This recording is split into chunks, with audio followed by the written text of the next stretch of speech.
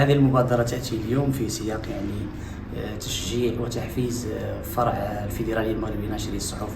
جهة العيون الساقية الحمراء للكفاءات والطاقات الشبابية المحلية. طبعا هي مناسبة للإشارة إلى كل الجهات المعنية أن هذه الربوع العزيزة علينا وعلى قلوب كل المغاربة قاطبة حبلى بالطاقات وبالكفاءات، لا تحتاج سوى إلى التفاتة وإلى تشجيع ودعم معنوي من أجل السير قدما في تحقيق الإنجازات الإنجازات كما هو الشأن بالنسبة للحدث القاري الأخير الذي احتضنته مدينة العيون كبرى حواضر الصحراء المغربية، واللي الحقيقة كانت سمته وعنوانه الأبرز وهو تميز الكفاءات والطاقات والأطر المحلية هنا بالإقليم.